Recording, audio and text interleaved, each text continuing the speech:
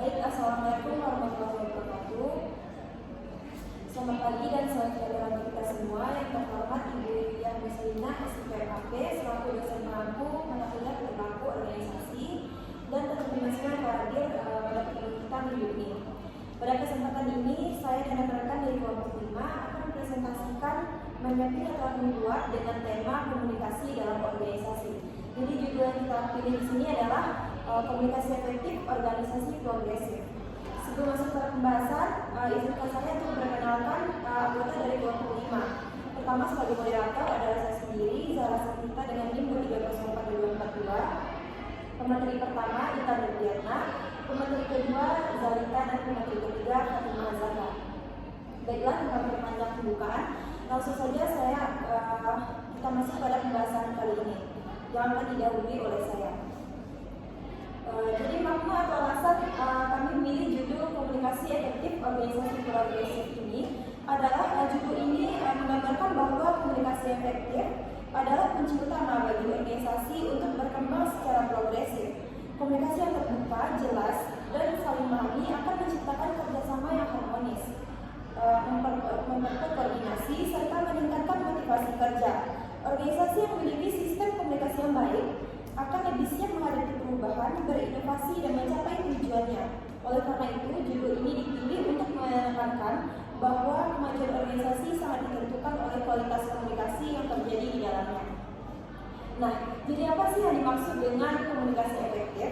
Komunikasi efektif adalah proses pertukaran informasi yang dilakukan dengan cara yang jelas, tepat, dan mudah dipahami oleh penerima pesan.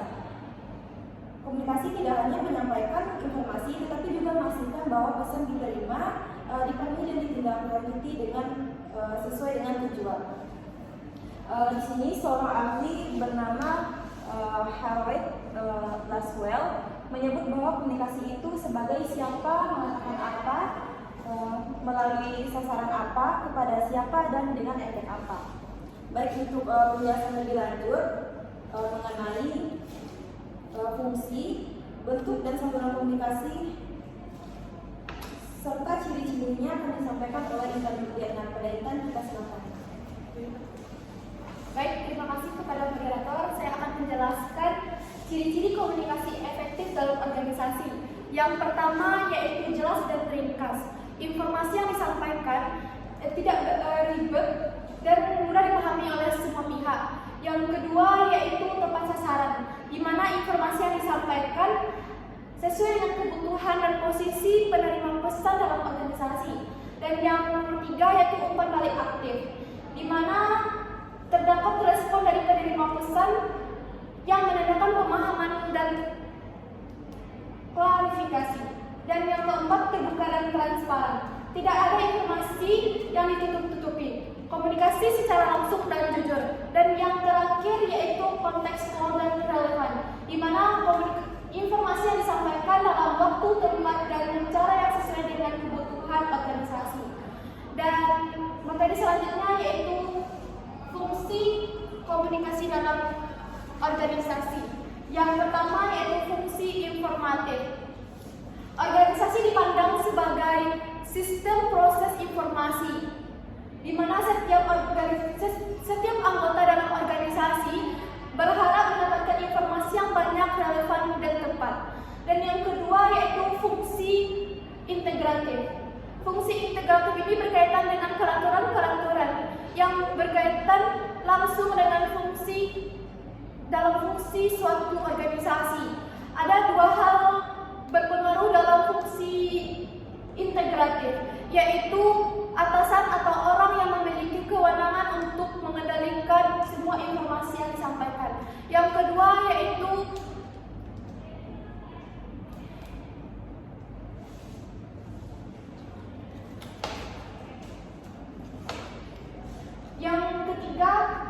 yang ketiga yaitu persuasif, di mana di dalam suatu organisasi pemimpin tidak hanya memberikan informasi dan tidak mengatur saja, tetapi memberikan persuasi atau mempengaruhi bawahannya. Dan nomor 4 yaitu fungsi integratif. Fungsi integratif ini adalah setiap organisasi berusaha menyediakan saluran yang memungkinkan setiap karyawannya dapat melakukan pekerjaan dengan baik.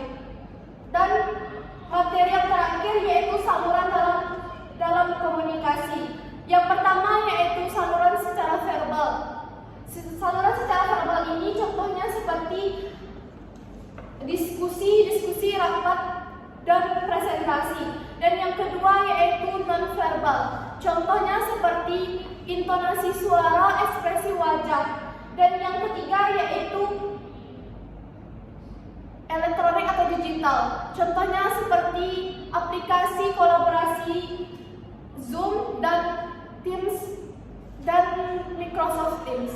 Sekian penyampaian materi dari saya kembalikan kepada moderator. Baik, terima kasih kepada Intan. Untuk selanjutnya mengenai hambatan komunikasi, dampak komunikasi serta strategi meningkatkan komunikasi efektif akan disampaikan oleh Zalika. Pada Zalika disilakan. Terima kasih moderator. Baiklah, saya akan memberikan materinya tentang hambatan komunikasi.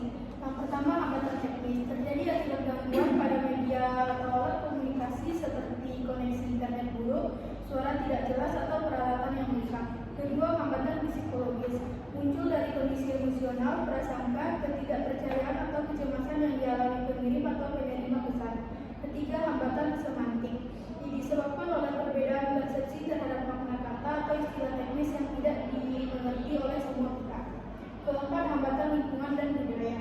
Lingkungan kerja yang tidak mendukung komunikasi terbuka atau budaya yang kaku bisa menghambat pertukaran informasi yang jujur dan transparan. Selanjutnya, dampak komunikasi. Yang pertama, kinerja tim yang lebih efisien, seperti tugas dan tanggung jawab dipahami dengan jelas. Kedua, budaya organisasi yang sehat, yaitu tercipta rasa saling percaya, hormat, dan keterbukaan. Ketiga, kreativitas dan inovasi meningkat, seperti anggota tim merasa bebas dan menyampaikan ide. Keempat, perubahan organisasi lebih cepat. Komunikasi yang baik mempermudah adaptasi terhadap perubahan. Selanjutnya, strategi meningkatkan komunikasi efektif. Yang pertama, pelatihan komunikasi internal, seperti melatih karyawan dan pimpinan untuk menyampaikan dan menerima pesan dengan baik. Kedua, penerapan budaya feedback, seperti memberi dan menerima umpan balik sebagai bagian dari proses kerja. Ketiga, mendorong keterbukaan, menciptakan lingkungan di mana setiap orang merasa aman untuk berbicara. Keempat, mengoptimalkan teknologi informasi, seperti menggunakan aplikasi komunikasi yang mendukung kerja tim secara teori.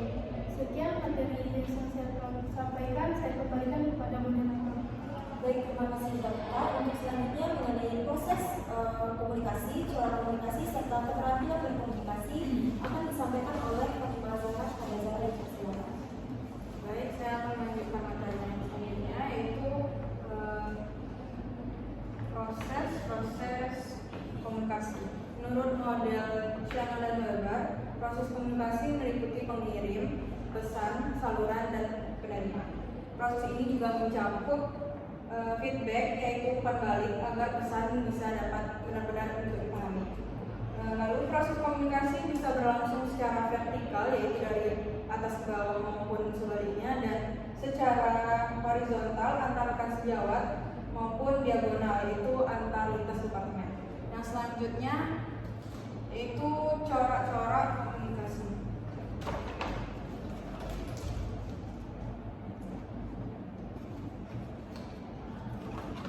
Corak-corak komunikasi yang pertama ada corak formal, yaitu sesuai dengan struktur organisasi. Contohnya seperti memo, kebijakan, dan rapat resmi. Yang selanjutnya ada corak informal, tidak terikat struktur. Contohnya seperti obrolan santai atau diskusi spontan. Yang ketiga ada corak vertikal, yaitu dari atasan ke bawahan, bisa disebut downward, dan dari bawahan ke atasan disebut upward. Lalu yang keempat ada corak horizontal, yaitu antar anggota setingkat dalam organisasi. Dan yang kelima diagonal, antar unit atau bagian tertentu.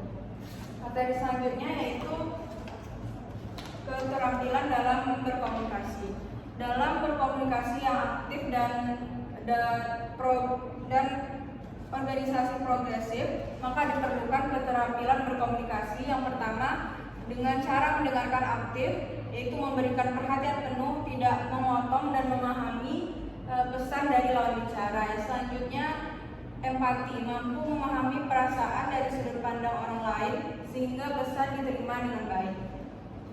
Berikutnya, menggunakan bahasa yang jelas dan sederhana, menghindari jargon yang membingungkan atau istilah-istilah yang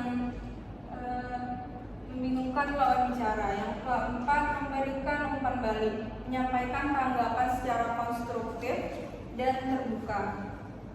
Selanjutnya, komunikasi terbuka dan etis, mendorong kejujuran, transparansi, serta menghargai adanya perbedaan pendapat. Lalu yang terakhir, mengelola emosi, mengendalikan emosi saat berkomunikasi agar pesan tidak bias atau menyinggung lawan bicara. Sekian yang selanjutnya ada menyesuaikan media komunikasi, memilih saluran komunikasi yang tepat sesuai situasi dan kondisi yang dibutuhkan. Mungkin segitu saja dari saya kembalikan kepada Saudara. Baik, terima kasih kepada Fatimah Zahra. Dari pemaparan materi yang telah disampaikan tadi, sehingga dapat disimpulkan bahwa komunikasi efektif itu menjadi kunci tercapainya organisasi yang maju dan dinamis. Dengan komunikasi yang jelas, terbuka, dan tepat sasaran, setiap elemen dalam organisasi dapat bekerja selaras, membangun hubungan yang harmonis, dan merespon perubahan dengan cepat. Ketika hambatan komunikasi diatasi dan keterampilan berkomunikasi ditingkatkan, organisasi akan lebih produktif, inovatif, serta mampu mencapai tujuan secara optimal. Baiklah, telah berakhir pembahasan materi yang disampaikan oleh kelompok 5. Untuk selanjutnya kita akan masuk pada sesi kritik dan saran, penambahan materi, serta pertanyaan. Jika ada teman-teman yang ingin bertanya, boleh dikirim ke kolom komentar. Baiklah, telah berakhir presentasi dari kelompok 5. Saya sebagai moderator dan mewakili rekan-rekan dari kelompok 5. Jika ada kata-kata yang salah selama presentasi berlangsung, mohon dimaafkan. Saya akhiri dengan wassalamualaikum warahmatullahi wabarakatuh.